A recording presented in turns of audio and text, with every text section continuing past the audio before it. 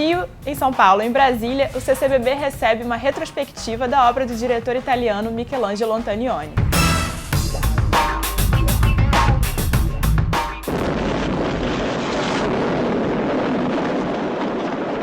São 41 filmes no total, são 20 longa-metragens, com direção do Antonioni. São mais 4 filmes em que ele ou escreveu o roteiro ou foi assistente de direção.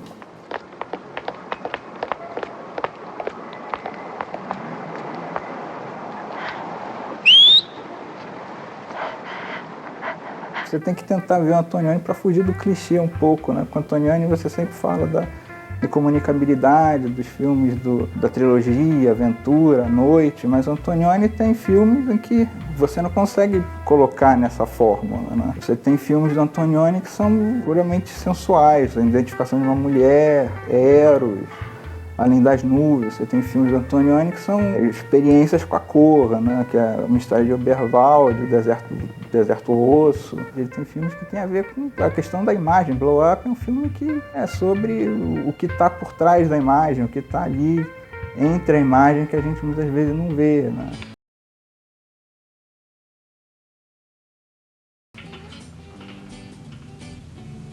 Yep. Wake up! O Antonioni ele foi um cara que ele trouxe uma vanguarda que não se vê num cinema mainstream, digamos assim, né? Um abstracionismo no uso da cor, no uso do corte. Então acho que o Antonioni ele foi um dos mais radicais nesse sentido, dentro dos cineastas que fizeram filmes para o circuito, para o cinema, para os festivais, etc.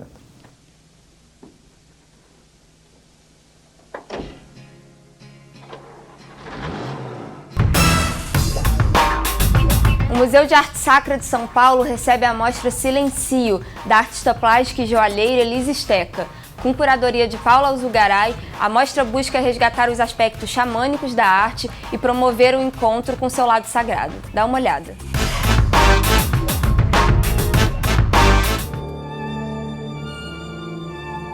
A exposição Silencio nasceu a partir da minha relação com o espaço do museu.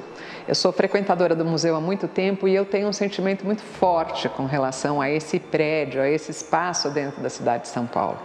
E eu comecei a me perguntar o que nesse espaço me atraía tanto para cá, me fazia ter esse sentimento tão forte. E eu cheguei à conclusão de que era a qualidade silenciosa desse espaço.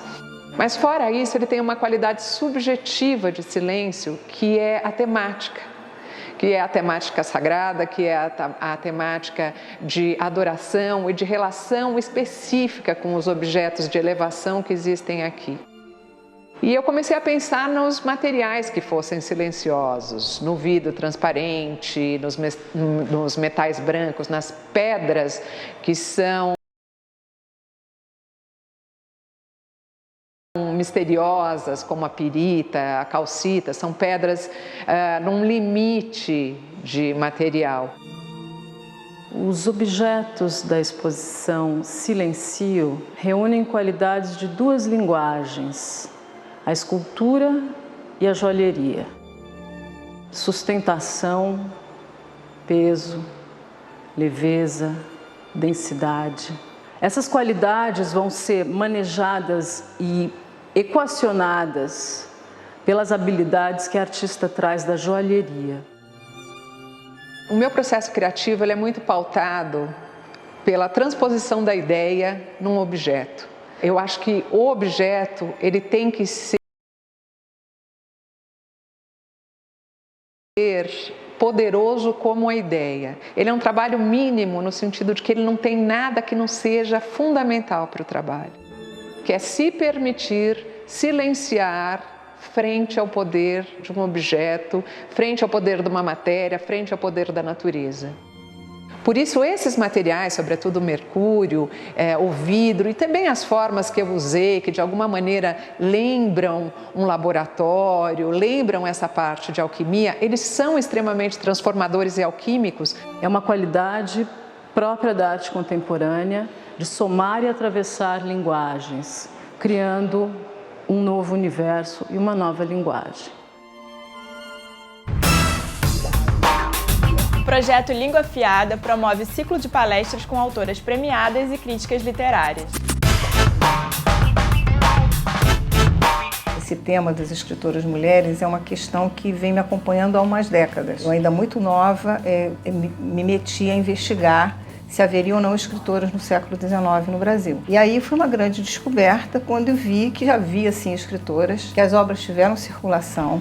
Algumas não eram extraordinárias, mas já eram boas obras, e que não havia registro na história da literatura nenhum sobre elas. E isso me permitiu descortinar uma outra maneira de escrever a história literária do Brasil. Porque se escritores, digamos, menores entravam, por que as escritoras não? E mesmo algumas escritoras boas. Até que eu percebia, na leitura da literatura contemporânea, uma emergência, uma evidência assim, muito grande de novas escritoras que estavam sendo reconhecidas nacional e internacionalmente, com obras de muita qualidade. Você vê só nos últimos tempos, a gente tem várias aí com prêmios importantes. E eu falei assim, bom, tá na hora de voltar ao assunto numa outra perspectiva. E de que maneira? Pegando a questão do desafio. Então, língua afiada, escritoras tomam a palavra. Foi daí que surgiu a ideia de criar um projeto com 8 encontros, e a gente conseguiu reunir assim, um grupo, eu acho, um time muito representativo da literatura brasileira contemporânea.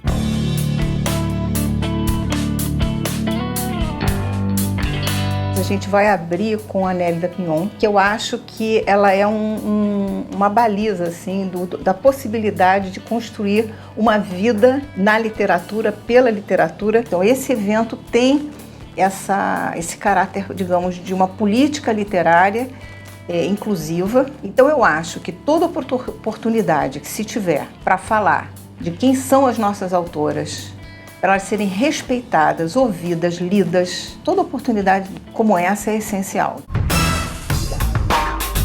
A gente bateu um papo com integrantes do grupo Graviola. Eles são lá de Belo Horizonte, em Minas, mas eles fazem um som que é um caldeirão de misturas e ritmos brasileiros e latinos. Confere só. Amabilidade pelo mundo. Mobilidade. Pra todo mundo reouvir. Pra todo mundo refazer. Pra todo mundo realçar, pra poder viver bem. Sou Luiz Gabriel Lopes, do Graviola, uma banda de Belo Horizonte.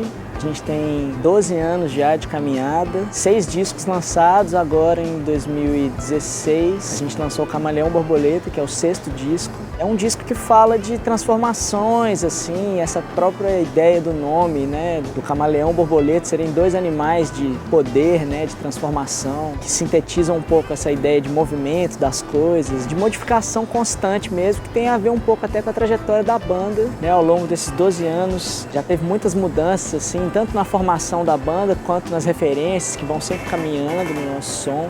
Camaleão borboleta, beija-flor, bicho de pé, sigo a trilha da maré.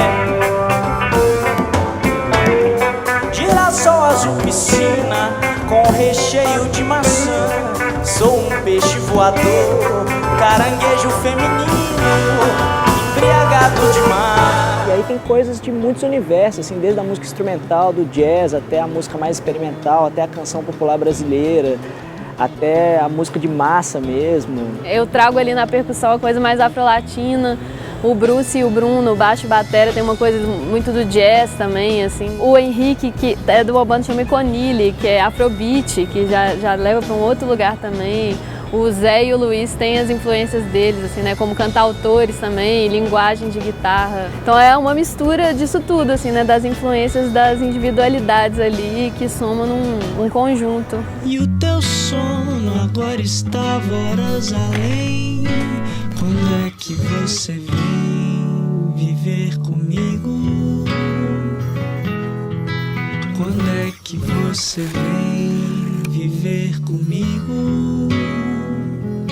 Eu acho que, na verdade, as influências não são só do Brasil, mas também da América Latina, assim, né? Os hermanos todos ali, os ritmos, as ideias. Tem músicas também minhas que misturam com o espanhol, eu gosto de brincar com isso, assim, do portunhol.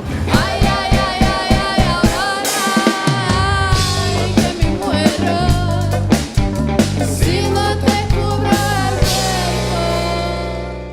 uma música que é sou do mundo, sou Minas Gerais, né? Assim, acho que é meio isso. Assim, a gente é mineiro, tem essa referência também na música mineira, mas a gente nunca se colocou de maneira restrita em relação a isso. O Brasil é um país muito rico de música e a gente imerso nesse caldo de cultura, a gente absorve tudo e transforma de uma maneira que nem a gente sabe explicar direito. But then one day when you're back in Bahia